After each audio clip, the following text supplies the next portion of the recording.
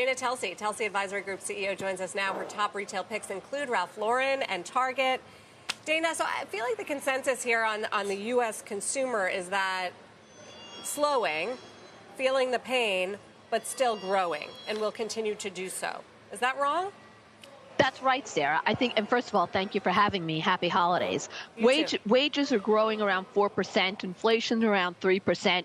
When I think about 2024 and the setup, I think there are two markers of success. It's about innovation and value. We all know that you need newness in order to be able to drive demand. And frankly, innovation fuels the flywheel of consumer spending.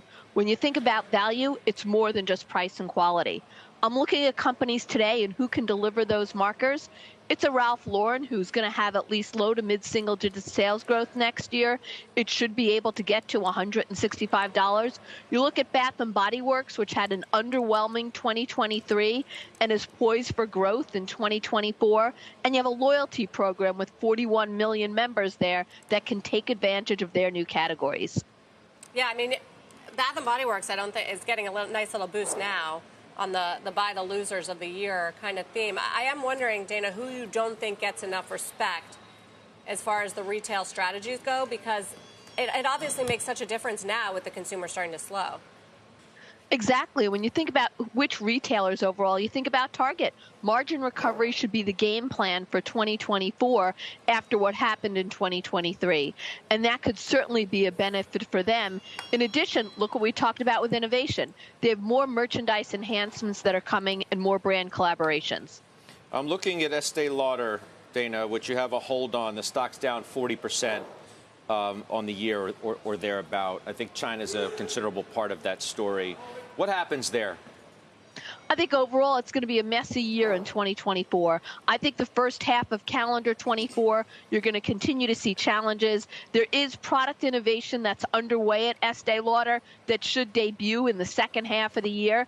But I think there's more risk of earnings pressures in the first half of the year, given you're still not seeing the recovery in China that you would have expected to see to drive growth.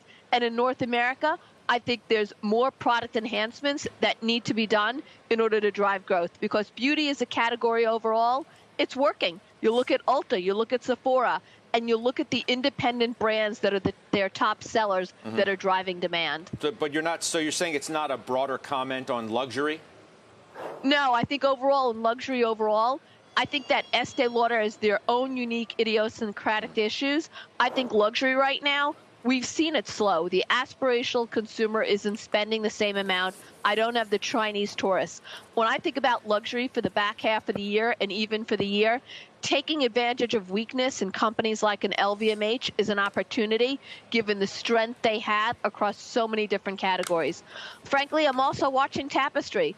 I think Tapestry's ability with that combination of Michael Kors, I think we're going to see the core Tapestry business be able to reach that $5 a share that they've talked to over time. And I'm anxious to see the debt reduction and the synergies that go into that combination.